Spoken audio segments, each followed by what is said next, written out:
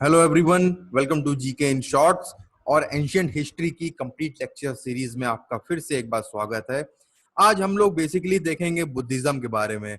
देखिए, बुद्धिज्म और जैनिज्म मैंने एक में पहले कंपाइल किया था, पर वीडियो बहुत ही लंबा हो रहा था, तो फिर मैंने उसको रोक करके अलग अलग कर दिया दोनों को, क्योंकि मैं चाहता नहीं कि कुछ भी छूटे, सब कुछ कवर हो। ठीक है, इस लेक्चर के बाद आप देखिएगा आपका बुद्धिज्म में डेफिनेटली एक दो तीन क्वेश्चन हमेशा आते हैं बुद्धिज्म जैनिज्म से, यूपीएससी हो चाहे कोई भी एग्जाम हो आप दे रहे हो, और एक भी क्वेश्चन आपका इसको लेक्चर को पढ़ने के बाद नहीं छूटेगा। ठीक है, आप लोग चैनल को सब्सक्राइब कर लीजिएगा ताकि आपको रेगुलर नोटिफिकेशन इसकी मिलती रहे। साथ ही मेरे और भी कोर्सेज चल रहे हैं, आप लोग देखिए, पॉलिटी की सीरीज जाके देखिएगा। ठीक है, एथिक्स की भी सीरीज चल रही है, करंट अफेयर 200 टॉप मैं प्रिपेयर करता हूँ द हिंदू और इंडियन एक्सप्रेस से, उसको भी आप लोग देखिएगा। तो चलिए बिना टाइम वेस्ट किए स्टार्ट करते हैं। बुद्धिज्म के बारे में हम लोग डिटेल में आज डिस्कस करके पढ़ते हैं। देखिए, बुद्धा कहते थे कि how ever many Holi words you read, how ever many you speak, what good will they do if you do not act upon them. देखिए, बुद्धा कहते हैं कि आप कुछ भी सुन लीजिए या कुछ भी पढ़ लीजिए, कुछ भी बोलिए, अगर आप कुछ अच्छा ऐसा देख रहे हैं, पढ़ रहे हैं और आप उससे नहीं सीखते हैं, आप उसको अपने ऊपर इम्प्लीमेंट नहीं करते हैं, तो वो सब कुछ पढ़ना और करना बेकार है। देखिए, आपको एज अ पर्सन भी लाइफ में ग्रो करना है, कैरियर में तो आपको ग्रो करना ही है, पर आप एज अ पर्सन अगर ग्रो करेंगे तो आपके अंदर बहुत ही पॉजिटिविटी रहेगी और आप लोगों के लिए बहुत कुछ कर पाएंगे। देखिए, मान लीजिए मैं आपको एग्जांपल से अगर आपको एक समझाऊं मोटा मोटा, तब तो एनवायरमेंटल एथिक्स का अगर मैं आपको एग्जांपल दूं, तो देखिए, मान लीजिए आप लोग पॉलीथीन है, यूज आपको पता है कि यूज नहीं करनी चाहिए, और आप जाते हो शॉपकीपर के पास जा रहे हो और वो आपको पॉलीथीन दे रहा है, तो आप मत लीजिए उसको, आप उसको डिनाई कर दीजिए, आप अपना बैग लेके जाइए, लीजिए, उसमें लीजिए। आपको पता है कि हाँ, पॉलीथीन एनवायरनमेंट के लिए अच्छी नहीं होती है, तो आप उस पर एक्ट करिए जो आपको पता है कि ये सही चीज है, तो आपको बहुत अच्छा अंदर से लगेगा और आप हमेशा अच्छा लाइफ में भी कर पाएंगे। तो चलिए स्टार्ट करते हैं बुद्धिज्म के बारे में। तो बुद्धिज्म में हम लोग सबसे पहले देखेंगे कि बुद्धिज्म क्यों ग्रो हुआ, कैसे ग्रो हुआ, क्या रीजन था उसका। ठीक है, तो मैं कुछ रीजंस आपके साथ डिस्कस कर लेता हूं। देखिए, मैंने आपको लास्ट क्लास में बताया था कि जो इकोनॉमी थी वो चेंज हो रही थी और इकोनॉमी पेस्टोरल से एग्रो बेस्ड हो रही थी, एग्रो बेस्ड इकोनॉमी हो रही थी। और जब इकोनॉमी देखिए एग्रो बेस्ड होगी तो ट्रेड बढ़ेगा। ठीक है, ट्रेड बढ़ेगा, और ट्रेड कौन लोग करते थे? वैश्य लोग करते थे। और वैश्य लोग जो थे वर्ण सिस्टम में कहां पर थे? तीसरे पायदान पे थे, थर्ड में नंबर पे थे। तो बुद्धिज्म और जैनिज्म जो थे वो इनको सपोर्ट प्रोवाइड करते थे और बिल्कुल भी बायस्ड नहीं थे, जैसा कि वो वर्ण सिस्टम वाला इनके में कोई सीन ही नहीं था। तो इस नए फेथ को जब इन्होंने देखा वैश्य लोगों ने, तो वो इसकी तरफ मूव करने लगे। ठीक है, बुद्धिज्म और जैनिज्म की तरफ। दूसरा देखिए, क्या रीजन था फ्लरिश होने का बुद्धिज्म और जैनिज्म के? वो ये था कि जो पोजीशन थी शूद्राज की और वुमेन की, और जो रिजिडिटी थी, ठीक है, जो रिजिडिटी थी कास्ट सिस्टम में, उसने लोगों के अंदर एक एंगर पैदा कर दिया। फिर जब ये लोग फिर से देखे बुद्धिज्म और जैनिज्म की तरफ, इस तरीके का तो कुछ था ही नहीं वहां पर, इस तरह की रिजिडिटी नहीं थी कोई कास्ट जैसी, कोई शूद्रा और वुमेन वाला कॉन्सेप्ट ही नहीं था, सब लोग इक्वली ट्रीट किए जाते थे। तो फिर ये लोग उस तरफ मूव करने लगे। फिर देखिए, जो रिचुअल्स थे, जैसे किलिंग ऑफ एनिमल्स था, सेक्रीफाइसेस दिए जाते थे, तो देखिए एग्रो बेस्ड इकोनॉमी में इन चीजों को सपोर्ट नहीं किया जाता था। तो ये भी एक रीजन था। तीसरा रीजन कि बुद्धिज्म फ्लरिश होने लगा था। ठीक है, फिर देखिए चौथा पॉइंट क्या था। अगर मैं आपको चौथा पॉइंट बताऊं, तो देखिए जो वैदिक रिलीजन था ना, जो वैदिक रिलीजन था वो ओवरलोडेड था। किनसे ओवरलोडेड था? कॉम्प्लेक्स रिचुअल हुआ करते थे, बहुत ज्यादा एग्जैजरेशन हुआ करता था, ब्राह्मणिक सुप्रीमेसी दिखाई जाती थी। तो ये जो दोनों रिलीजन थे वो चैलेंज करते थे हमेशा अथॉरिटी ऑफ ब्राह्मण्स। इस वजह से भी लोग बुद्धिज्म और जैनिज्म को अपनाना शुरू कर दिया। फिर उसके बाद देखिए पांचवा पॉइंट ये था कि जो वैदिक टेक्स्ट थे वो लिखे जाते थे संस्कृत में। ठीक है, और वो धीरे धीरे अपना चार्म जो है वो लूज करने लगी। तो क्या ग्रो होने लगा, बहुत सारे फिर लोग थे वो प्राकृत अपनाने लगे, प्राकृत बोलने लगे, ये चीज होने लगी। तो यहाँ पर यही सब लिखा हुआ है, आप लोग इसको एक बार रीड कर लीजिएगा। फिर देखिए बुद्धिज्म के बारे में और डिस्कस करते हैं, थोड़ा सा बुद्धा की लाइफ के बारे में डिस्कस करते हैं बेसिकली हम लोग। तो देखिए बुद्धा जो बॉर्न हुए थे वो बॉर्न हुए थे लुम्बिनी में, ठीक है। ध्यान रखिएगा, ये आपसे पूछेगा एग्जाम में, 4 ऑप्शन देगा और उसमें लुम्बिनी भी होगा। लुम्बिनी को रुमिंदी भी बोलते हैं। और बेसिकली जो ये बिलोंग करते थे, ये बिलोंग करते थे शाक्य ट्राइब को। इनके जो फादर थे वो चीफ थे शाक्य ट्राइब के, ठीक है। और वो रूल करते थे ओवर कपिल वस्तु। तो बुद्धा को हम लोग शाक्य मुनि भी बोलते थे, बुद्धा को हम लोग शाक्य मुनि भी बोलते थे। देखिए बुद्धा की मदर का नाम था महामाया। आपसे पूछे एग्जाम में कि बुद्धा की मदर का नाम था तो क्या था, तो आप लोग ध्यान रखिएगा, बुद्धा की मदर का नाम था महामाया। और इनकी डेथ हो गई थी बुद्धा को बर्थ देते हुए। फिर जो इनकी फॉस्टर मदर थी, ठीक है, उन्होंने इनको बड़ा किया और उनका नाम था महाप्रजापति गौतमी। ध्यान रखिएगा, very important name, Mahaprajapati Gautami, ठीक है।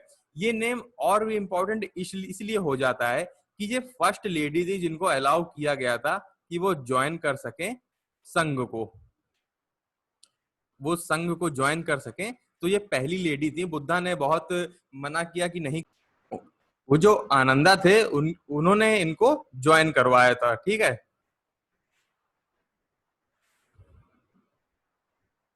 हाँ, आनंदा थे, उन्होंने बोला कि आप इनको ज्वाइन करने दीजिए।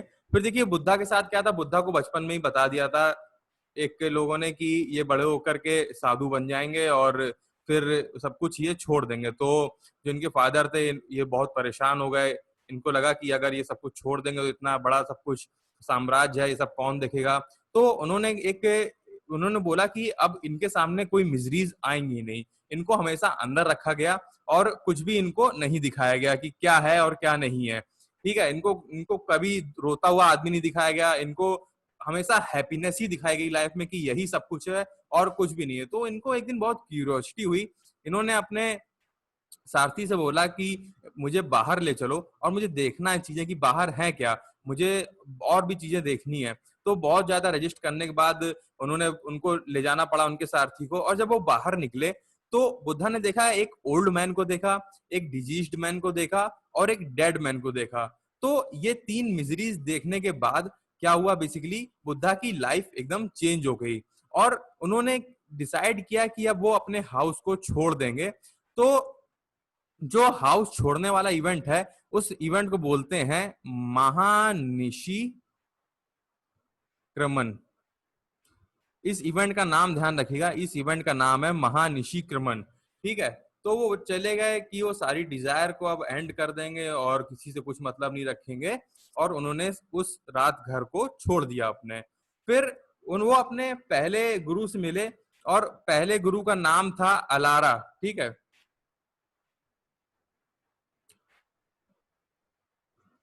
ठीक है, अलारा कलम उनका नाम था जो पहले गुरु थे।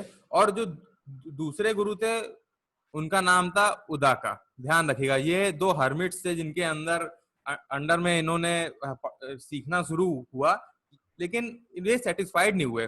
फिर उसके बाद ये 5 ब्राह्मण से मिले जो उनको ले गए उरुवेला। उरुवेला कहाँ है, बोध गया में, और उनको मेडिटेशन करने के लिए बोला। फिर उन्होंने मेडिटेशन करना शुरू किया और ऐसा बताते कि जो दैवी शक्ति होती है उनका नाम था मारा। उन्होंने बहुत सारी ट्रबल्स क्रिएट की उनकी मेडिटेशन में, but certainly he got enlightened, ठीक है। एनलाइटेंड हो गए वो। तो आपसे एग्जाम में पूछेगा कि वो कौन सी देटी थी जो जिन्होंने बहुत सारी प्रॉब्लम्स क्रिएट की बुद्धा के एनलाइटेंड में जब वो मेडिटेशन कर रहे थे। तो इनका नाम था देटी मारा। और बुद्धा जब एनलाइटेंड हो गए तो इनका नाम था सिद्धार्थ गौतम, ठीक है। और वो कन्वर्ट हो गए बुद्धा में। बुद्धा का देखिए मतलब ही होता है एनलाइटेंड वन। इनका नाम बुद्धा होता है, उनका नाम ही मतलब ही होता है एनलाइटेंड वन। फिर वो सारनाथ गए बनारस, ठीक है। और देखिए तथागत, तथागत का भी मतलब होता है एनलाइटन वन। मतलब वो सबको गए कि अब सबको एनलाइटन किया जाए, सबको रास्ता दिखाया जाए। और जो रिवर थी, ठीक है, ये लिख लीजिएगा, जिस रिवर के एंड पे बैठ के ये कर रहे थे वो रिवर का नाम था निरंजन। निरंजन रिवर था, और ये है गया में, पीपल ट्री के नीचे बैठे हुए थे, ठीक है। और ध्यान रखिएगा, आपसे पूछ सकता है कि इनके पहले दो फॉलोवर कौन थे, ठीक है, नाम पूछ सकता है। तो आप ध्यान रखिएगा, पहले दो फॉलोअर का नाम था तपुस्सा और भल्लिका, ठीक है, तपुस्सा और भल्लिका लिख लीजिएगा। तपुस्सा और भल्लिका इनके दो फॉलोवर्स थे पहले, उनका नाम था। फिर देखिए, और कुछ कुछ चीजें मैं आपको बता देता हूं, बुद्धा की जो लाइफ से रिलेटेड है सिंबल, उनको आप लोग ध्यान रखिएगा, ये सब भी एग्जाम्स में पूछे जाते हैं। देखिए, जो बुद्धा की बर्थ है ना, लिख लीजिएगा, जो बुद्धा की बर्थ है उसको लोटस और बेल से दिखाया जाता है, लोटस एंड बेल, ये सीधे सीधे एग्जाम में पूछ लेता है। फिर ध्यान रखिएगा, जो डिपार्चर था मैंने आपको बता दिया, महानिशिक्रमण, ठीक है। एनलाइटन जो थे वो बोध गया। फर्स्ट सरमन, देखिए जो फर्स्ट सरमन था इनका, उनको बोलते हैं धर्म चक्र परिवर्तन, वेरी इंपॉर्टेंट, अगेन बहुत बार एग्जाम से पूछा गया है और रेगुलरली पूछा जाता है, क्योंकि हिस्ट्री तो चेंज नहीं हो सकती है, यही चीजें रहेंगी, बस आपको देखते रहना है। तो ये फर्स्ट सरमन था। धर्म धम्म धम्म चक्र परिवर्तन, धम्म का मतलब होता है कि बुद्धिस्ट प्रिंसिपल, ठीक है, जो बुद्धिस्ट के प्रिंसिपल थे। So he set the wheels of Buddhist principle moving, यहां से इन्होंने अपना एक सेट कर दिया व्हील कि अब ऐसे बुद्धिस्ट में चीजें चलेंगी।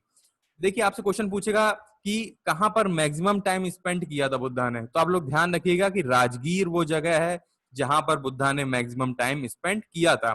और यहाँ पर जो किंग थे मगध के उस टाइम पे, वो थे बिंबिसारा, और उन्होंने इनको एक प्लेस दिया था वेनु वन में ड्यूरिंग रेनी सीजन्स, ठीक है। अब देखिए, यूजुअली मॉन्क्स जो है उनको अलाउ नहीं किया जा सकता कि वो एक प्लेस में रहें, वो हम मॉन्क हमेशा मूव करते रहते हैं, ठीक है, ताकि वो कोई अटैचमेंट ना पाल लें किसी एक प्लेस पर्टिकुलर से।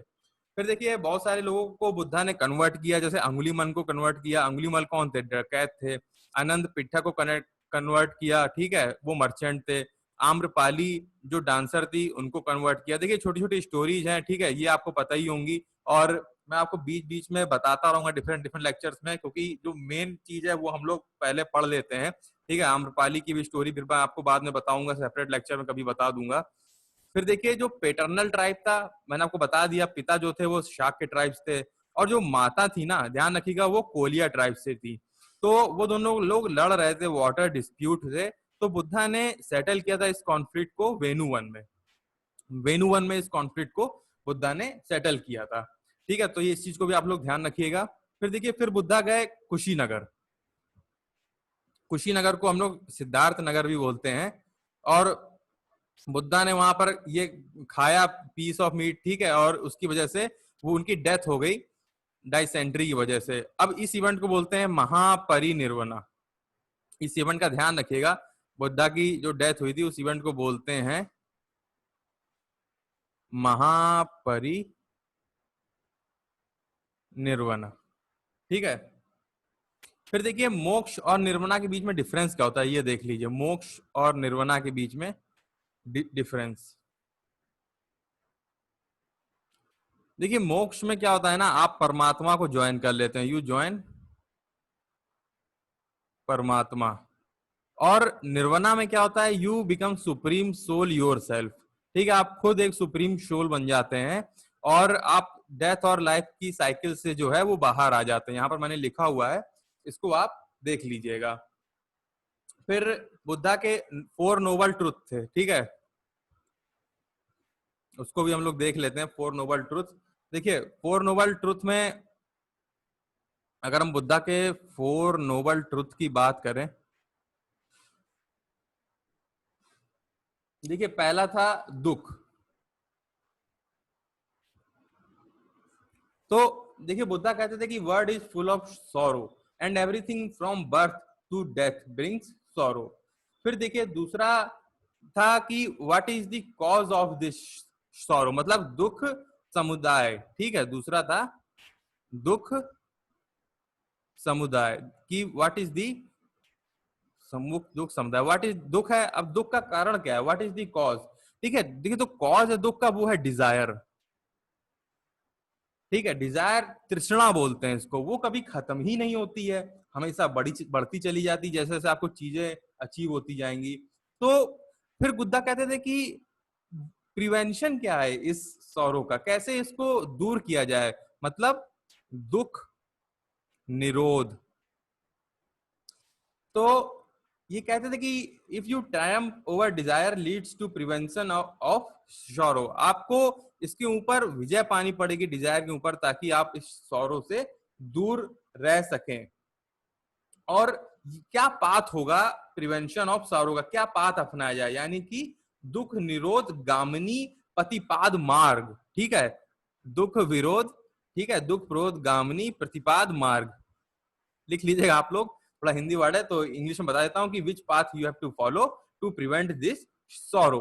तो आदमी जो है वो अवॉइड कर सकता है इस दुख को bye avoiding extremes of life. Extremes को हमेशा अवॉइड करना चाहिए लाइफ में, और मिडिल पाथ को हमेशा फॉलो करना चाहिए। ठीक है, प्रतिपाद का मतलब होता है पाथ, मिडिल पाथ, इसीलिए बुद्धा जो है वो मिडिल पाथ में बिलीव करता था। ठीक है, तो जो लाइफ ऑफ मॉडरेशन और सेल्फ कंट्रोल होता है वो इसी से ही आता है आपको। तो ये थे बुद्धा के 4 नोबल ट्रुथ। अब बुद्धा का 8 फोल्ड पाथ भी था। ठीक है, बुद्धा कहते थे कि अगर आप इसके साथ साथ अगर 8 फोल्ड पाथ को भी अगर मेरे फॉलो करेंगे तो आप डेफिनेटली प्रिवेंट कर पाएंगे सारी दुखों को, जो भी हैं, जो भी डिजायर हैं, उसको आप लोग दूर कर पाएंगे। तो चलिए मैं आपको 8 फोल्ड पाथ भी बता देता हूं कि क्या थे। देखिए, जो 8 फोल्ड पाथ थे वो 3 पार्ट में बेसिकली डिवाइडेड थे। ठीक है, पहला था प्रज्ञापात, दूसरा था शील स्कंद, और तीसरा था समाधि स्कंद। समाधि स्कंद, ठीक है।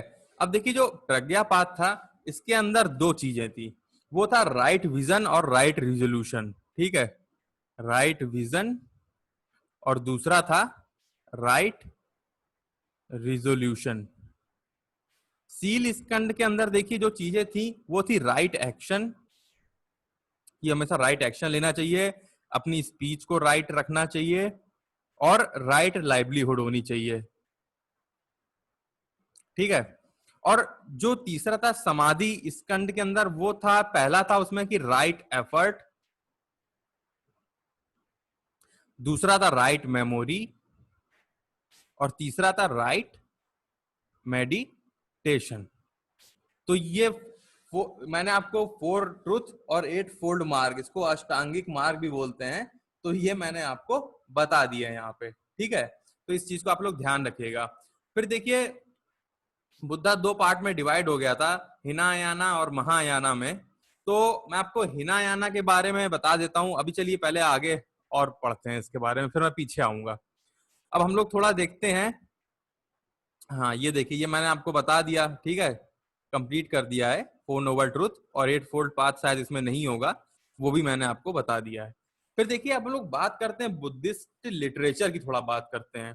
ठीक है, देखिए, बुद्धिस्ट लिटरेचर की अगर हम लोग बात करें तो इसमें आपको दिखेगा कि त्रिपिटक लिखे गए थे। ठीक है, इसको त्रिपिटक बोलते हैं, यानी कि 3 बास्केट, और इसमें अलग अलग चीजें थी। पहला था कि विनय पिटक, दूसरा था सुता पिटक, और तीसरा था अभिधम्म पिटक। ठीक है, तो देखिए, जो विनय पिटक था वो पहली काउंसिल में लिखी गई थी उपाली के द्वारा, और उपाली जो थे एक बार्बर थे। तो ये आप लोग ध्यान रखिएगा कि किसने लिखा था विनय पिटक को, और ये डील करता था मोनास्टिक के रूल्स एंड रेगुलेशंस में फॉर मॉन्क्स एंड नन्स। ठीक है, और मेल और फीमेल थे, उनको हमेशा डिफरेंट रखा जाता था ताकि कोई अटैचमेंट ना हो। फिर देखिए, आपसे पूछेगा कि उपासना क्या है। उपासना एक टर्म है। उपासना का मतलब पूछा भी गया यूपीएससी में ये चीज, इसका मतलब होता है सेरेमनी ऑफ कन्फेशन। ठीक है, ये हर 4th नाइट हेल्ड होती थी। ठीक है, पति मोक्ष क्या है? पति मोक्ष है rules and regulation for Monks and nuns. ठीक है, फिर दूसरा देखिए, पितक क्या था? सुता पितक था। ठीक है, ये डील करता था स्टोरीज की, बुद्धा की, जो बोली जाती थी, कन्वे करती थी प्रिंसिपल ऑफ मोनार्टी को। इसको लिखी थी आनंदा ने फर्स्ट काउंसिल में। फिर देखिए तीसरा था अभिधम्म पिटक।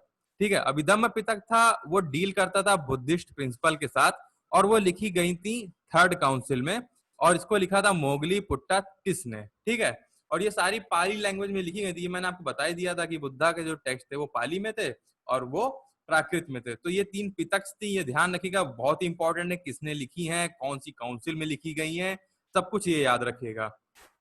अब चलिए मैं आपको लिटरेचर में ये बताया, मैं आपको थोड़ी थोड़ी चीजें और बता देता हूँ। आपने सुना होगा मिलिंद पनाहो, ठीक है, क्वेश्चंस ऑफ मिलिंद। तो मिलिंद, क्वेश्चंस ऑफ मिलिंद जो था उसमें क्या था कि डायलॉग था, इंडो ग्रीक किंग थे, ठीक है, मियंडर किंग थे, और बुद्धिस्ट मॉन्क थे नागसेना, उनके बीच में कन्वर्सेशन थी, और ये लिखी गई थी लगभग सेकंड से लेकर के फर्स्ट सेंचुरी बीसी में लिखी गई थी, और इनिशियली ये पहले संस्कृत में लिखी गई थी। ठीक है, और केवल एक ही कॉपी है श्रीलंकन पाली में इस वर्क की इस समय। फिर तो आप लोग ध्यान रखिएगा, क्वेश्चंस ऑफ मिलिंग थे वो किंग मियंडर और जो बुद्धिस्ट मॉन्क थे नागसेना, उनके बीच में थी। ठीक है, फिर आप लोग ध्यान रखिएगा, दीप वंशा एक टेक्स्ट था। ठीक है, ये ओल्डेस्ट हिस्टोरिकल रिकॉर्ड है श्रीलंका का, और ये लगभग थर्ड और फोर्थ सेंचुरी के बीच में लिखा गया है। ठीक है, दीप वंशा भी इसी का टेक्स्ट है। फिर ध्यान रखिएगा, एक बुद्ध चरित्र है टेक्स्ट, बुद्ध चरित्र, ये सब लिख लीजिएगा आप लोग। ठीक है, बुद्ध चरित्र जो है ये एक एपिक संस्कृत वर्क है, और इसको अश्वघोष ने लिखा था सेकंड सेंचुरी बीसी में। ठीक है, अश्वघोष संस्कृत में लिखा गया था ये, इसको भी आप लोग ध्यान रखिएगा। बाकी इसमें मैंने आपको काफी चीजें बताई दी हैं, और अभी आगे मैं पहले ये डिस्कस कर लेता हूँ काउंसिल्स के बारे में, फिर मैं उसके बाद बुद्धिस्ट काउंसिल के बाद फिर थोड़ी थोड़ी और चीजें जो रह जाएंगी देख लूंगा मैं आखिरी तक पढ़ा के कि क्या बचा है, फिर वो भी बता दूंगा। ठीक है, देखिए जो पहली बुद्धिस्ट काउंसिल थी वो हुई थी 486 बीसी में, और ये सब आपको ध्यान रखना है। ठीक है, राजगृह में हुई थी, और कुछ समय जो किंग थे वो थे अजात शत्रु, और उसको प्रिसाइड किया था महाकश्यप ने। ध्यान रखिएगा, बहुत ही इंपॉर्टेंट है ये, महाकश्यप ने प्रिसाइड किया था, किंग थे अजात शत्रु, प्लेस था राजगृह, और डेट थी 486 बीसी। फिर देखिए दूसरी बुद्धिस्ट काउंसिल जो थी वो हुई थी वैशाली में, और किंग थे काला अशोक, और ये प्रिसाइड, ये नहीं पता, ये अननोन है कि किसने प्रिसाइड किया था। अब देखिए यहाँ पर 2 ग्रुप इमर्ज होकर के आए, सेकंड बुद्धिस्ट काउंसिल में 2 ग्रुप इमर्ज होके आए, और अभी तक डिवीजन नहीं हुआ था लेकिन 2 ग्रुप इमर्ज हो गए थे। पहले ग्रुप का नाम था महासंगिका। महासंगिका जो था वो थोड़ा लिबरल ग्रुप था, और ध्यान रखिएगा इस महासंगिका ग्रुप के जो लीडर थे वो थे साबागामी। अब ये जो साबागामी थे ये चाहते थे कि रिलीजन जो है ना वो थोड़ा चेंज हो जाए, ताकि अपने आप में, जैसे दूसरे अगर हमको वर्ड में स्प्रेड करना है, पार्ट में, वर्ड के पार्ट में स्प्रेड करना है, तो इसको इवॉल्व कराना पड़ेगा इसको, रिलीजन को। तो ये चाहते, ये थोड़े लिबरल थे। लेकिन जो दूसरा था थेरावादा, ठीक है, थेरावादा जो था वो था कंजर्वेटिव। कंजर्वेटिव के लीडर थे सानावासी। ये चाहते थे कि नहीं, जैसा है इसको एज इट इज रखा जाए, और इसको ऐसे ही बढ़ाया जाए जिस जिस फॉर्म में ये फाउंड किया गया है। तो पहली 2 काउंसिल में ये हुआ था। फिर देखिए जो तीसरी काउंसिल है वो हुई थी पाटलिपुत्र में। ठीक है, पाटलिपुत्र में हुई थी, और इसको इसको जो किंग थे उस टाइम में वो थे अशोक, अशोका किंग थे, और जो प्रिसाइड किया था वो थे मोगली पुट्टातिस। ठीक है, अब देखिए अशोका की पर्सनालिटी इतनी स्ट्रांग थी कि कोई भी डिफरेंसेस इमर्ज नहीं हुए, और अशोका जो बोल देते थे लोग वही फॉलो करते थे। तो देखिए कंजर्वेटिव का यहाँ पर ना थोड़ा एक अपर हैंड था कि हाँ हम जो कह रहे हैं वही है, वही होगा। तो उस टाइम जब स्प्रेड हुआ बुद्धिज्म, तो श्रीलंका में मतलब इसीलिए श्रीलंका में थेरावादा बुद्धिज्म है, क्योंकि अशोका के टाइम में वो स्प्रेड किया गया था, और अशोका ने कंजर्वेटिव को अपर हैंड दिया था, इसलिए श्रीलंका जो है वो थेरावादा फॉर्म ऑफ बुद्धिज्म को फॉलो करते हैं। देखिए हर एक का रीजन है, हिस्ट्री भी है, तो उसमें भी आपको उसकी सराउंडिंग्स में हर रीजन मिलेगा, लॉजिक मिलेगा कि ऐसा क्यों हुआ और ऐसा क्यों नहीं हुआ। तो ये चीज हो गई थी थर्ड काउंसिल में। फिर मैंने आपको पितक बता ही दिया था, एक पितक थर्ड काउंसिल में लिखा गया था, पीछे आप लोग उसको देख लीजिएगा जाके, ठीक है। अभिधम्म पिटक उसका नाम था। फिर देखिए चौथी काउंसिल जो थी वो हुई थी श्रीनगर में। श्रीनगर में हुई थी, किंग थे कनिष्का, और प्रिसाइड किया था वाशुमित्र ने। और ये देखिए मैंने अश्वघोषा वाला आपको बता ही दिया, बुद्ध चरित्र इन्होंने लिखी हुई है, वेरी इंपॉर्टेंट, बहुत बार एग्जाम से पूछा गया है। ये बेसिकली बायोग्राफी है बुद्धा की, और ये संस्कृत में लिखी गई है। अब ये जो काउंसिल थी, इसमें बुद्धिज्म डिवाइड हो गया था दो पार्ट में, एक हिनायाना और महायाना में, ठीक है। तो बहुत सारे फॉरेनर्स जो है वो इंडिया में आए थे, और ब्राह्मण्स ने उनको एक्सेप्ट नहीं किया, ठीक है। और जैनियम जो था वो बहुत हार्ड था, तो इसलिए वो बुद्धिस्ट बन गए। तो दो पार्ट में डिवाइड हो गया। अब देखिए थोड़ा डिफरेंस देख लेते हैं, हिनायाना और महायाना में क्या डिफरेंस होता है। देखिए ये बहुत जरूरी है, बहुत इंपॉर्टेंट है, और 100% हिनायाना महायाना से एक क्वेश्चन आ ही जाता है एग्जाम्स में, यूपीएससी में तो हमेशा ही आ जाता है। देखिए हिनायाना की अगर हम लोग बात करें, तो हिनायाना में बुद्धा जो था वो गॉड नहीं थे, वो गाइड थे। हिनायाना जो फॉर्म ऑफ बुद्धिज्म था कि Buddha is not a God, he is a guide. दूसरा, इसमें देखिए हिनायाना में क्या था कि इनको सिंबल्स के फॉर्म में वर्शिप करते थे हिनायाना में, ठीक है। इनको वर्शिप करते थे सिंबल के फॉर्म में, क्योंकि वो गाइड थे, और पाली लैंग्वेज का यूज करते थे। ये तीन मेन इंपॉर्टेंट चीजें हैं महायाना में, हिनायाना में। और महायाना में वर्शिप करते थे एज अ गॉड, ठीक है। यहाँ पे गाइड की तरह वर्शिप कर रहे हैं, यहाँ पर गॉड की तरीके कर रहे हैं। दूसरा देखिए, वर्शिप कर रहे हैं आइडल्स, मूर्तियां बना दी, ठीक है, मूर्तियां बना दी यहां पर, जबकि सिंबल्स के फॉर्म में वर्शिप कर रहे थे। और नए तरीके के आर्ट फॉर्म्स इमर्ज हो गया है, जैसे Mathura school of art, Gandhara school of art. इसको हम लोग डिटेल्स में आर्ट एंड कल्चर की सीरीज जब स्टार्ट करेंगे, जल्दी करने वाले हैं, उसमें कंप्लीट कर लेंगे पूरा लाइन से एक एक चीज, ठीक है। और इसमें देखिए लिखा है कि हम लोग संस्कृत का यूज करते थे ये लोग, इसलिए लोग बोलते थे कि we should use Sanskrit as we have to interact with new people. तो नए तरीके के लिटरेचर इमर्ज होने के लिए आने लगे। बाकी कुछ और चीजें हैं हिनायाना में, मैं आपको बता देता हूँ। ये देखिए, ये भी मैंने आपको ऐसे बता दिए, फिर भी बात देख लीजिए। देखिए हिनायाना में सिंबल के फॉर्म में वर्शिप करते थे, और एलिफेंट जो है इसमें वो रिप्रेजेंट करता है कि बुद्धा की बर्थ को। देखिए जब बुद्धा का जब बर्थ हो रहा था, तो उनकी मदर ने देखा था कि एक हाथी है, वो उनकी वोम में एंटर कर रहा है। तो ये देखिए her mother saw a white elephant जो है एंटर कर रहा है उनकी वोम में, उनके बर्थ के समय। आपसे पूछेगा कि उनके घोड़े का नाम क्या था, उनके घोड़े का नाम था कंठक, और ये रिप्रेजेंट करता है डिपार्चर फ्रॉम पैलेस, ठीक है। ध्यान रखिए कंठक जो है वो नाम था बुद्धा के हॉर्स का।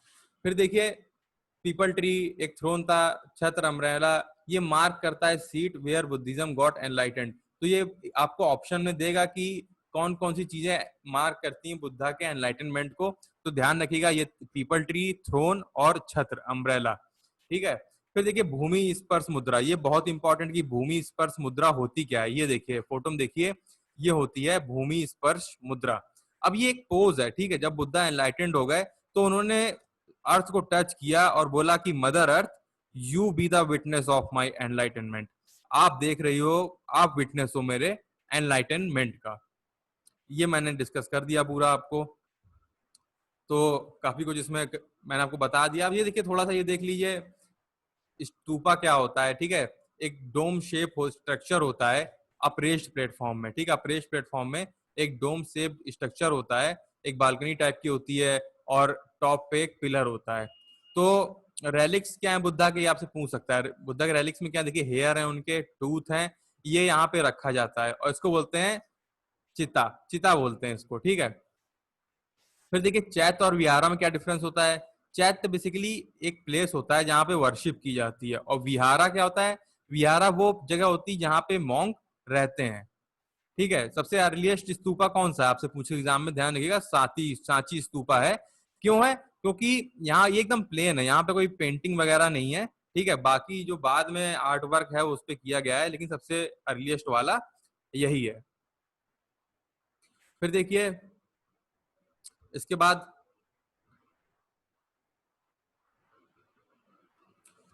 अब देखिए बुद्धा को दिखाने के लिए एक सुप्रीम गॉड की तरीके महायाना ने डेवलप किया एक कॉन्सेप्ट बोधिसत्वा का। एक बोधिसत्वा का कॉन्सेप्ट डेवलप किया महायाना ने, ठीक है।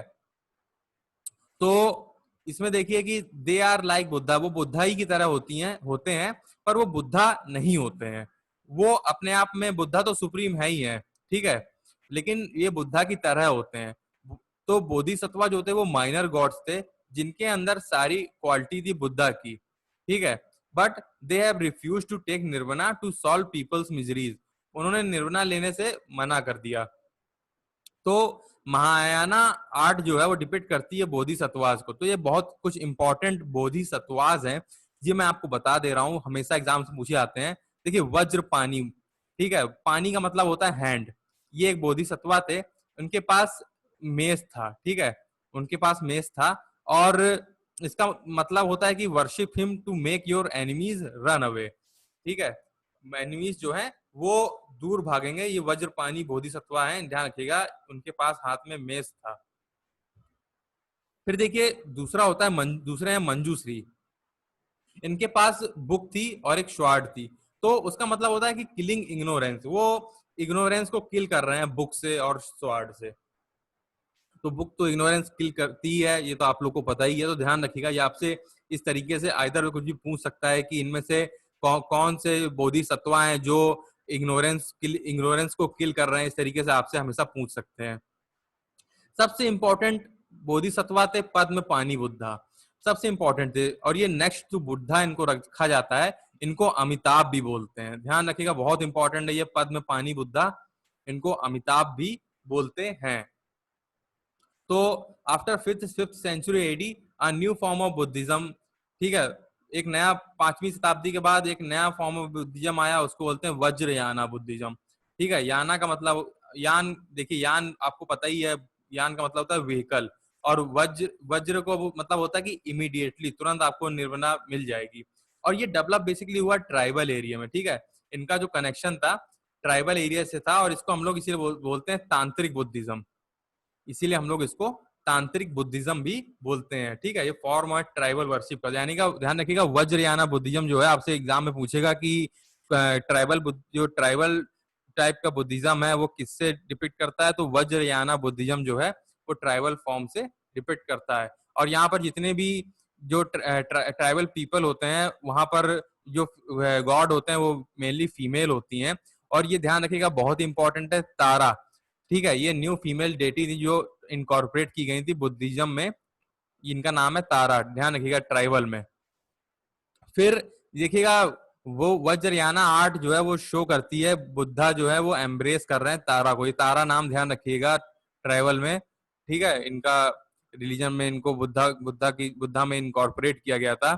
और इनकी एक पेंटिंग थी, उनका नाम था थंगका पेंटिंग, ये पेंटिंग डेवलप हुई थी वज्रयाना में, बहुत इंपॉर्टेंट है, ठीक है, थंगका पेंटिंग वेरी इंपॉर्टेंट, बहुत बार पूछा जाता है। ये वज्रयाना फॉर्म ऑफ बुद्धिज्म में डेवलप की गई थी थंगका पेंटिंग। फिर देखिए पाला डायनेस्टी जो थी वो आपको बिहार और बंगाल साइड दिखेगी, इन्होंने प्रमोट किया था वज्रयाना फॉर्म ऑफ बुद्धिज्म को। फिर देखिए विक्रमशिला जो है, विक्रमशिला जो थे उन्होंने भी प्रमोट किया था इस तरीके के बुद्धिज्म को। तो ये सब इंफॉर्मेशन थी बुद्धिज्म के बारे में। तो बुद्धिज्म हम लोगों ने ऑलमोस्ट कंप्लीट कर लिया है, एक बार मैं चेक कर लेता हूँ कुछ छूटा तो नहीं है। अच्छा ये देखिए फोर्थ काउंसिल के बाद ना एक फिफ्थ काउंसिल भी हुई थी, ये आपको शायद कहीं देखने को नहीं मिलता होगा, मैं आपको बता देता हूँ। ये फिफ्थ काउंसिल हुई थी 1871 में, ठीक है, 1871 में हुई थी। और जो पेट्रोनस थे, किंग थे, उनका नाम था किंग मिंडन, ये आपको नहीं मिलेगा कहीं पे, तो ध्यान रखिएगा, ये किंग मिंडन थे। और ये हुई थी मंडले में वर्मा में, मंडले में बर्मा में, ठीक है। और फिर सिक्स काउंसिल भी हुई थी, ठीक है, सिक्स काउंसिल हुई थी 1954 में। और उस समय जो बर्मा ये भी बर्मा में हुई थी, और उस समय जो वहां पर थे ये हुई थी बर्मा में काबा आय में, ठीक है, अब तो म्यांमार बोलते हैं बर्मा को। और ये यांगोन में हुई थी। और जो बर्मीज उस समय गवर्नमेंट थी वहां पे, वो प्राइम मिनिस्टर यूनू थे वहां पे, यूनू। तो ये छोटी सी इंफॉर्मेशन है बेसिक सी, इसको आप लोग याद रखिएगा, ठीक है। तो हम लोगों ने बुद्धिज्म में सब कुछ कवर कर लिया, काउंसिल्स कवर कर ली बुद्धिज्म में, ठीक है। उस समय कुछ स्कॉलर्स थे, वो भी हम लोगों ने डिस्कस कर लिया, जैसे अश्व घोष हो गए, ठीक है, नागार्जुन हो गए, और ये सब डिस्कस कर लिया हम लोगों ने जो इम्पोर्टेंट थे। साथ ही हम लोगों ने डिस्कस किया बुद्धिस्ट के लिटरेचर को भी डिस्कस किया, जिसमें हम लोग त्रिपिटक देखे, ठीक है, मिलिंद पनाव देखी, दीपवंशा के बारे में देखा, हम लोगों ने बुद्धा के टीचिंग्स को भी पढ़ लिया। तो सब कुछ कवर हो गया बुद्धा में। अब नेक्स्ट क्लास में हम लोग जैनिज्म के बारे में देखेंगे। और आपको वीडियो अच्छा लगे तो इसको जरूर लाइक कर दीजिएगा और चैनल को भी सब्सक्राइब कर लीजिएगा, ठीक है। चलिए जैनिज्म में मिलते हैं नेक्स्ट वीडियो में। Thank you very much.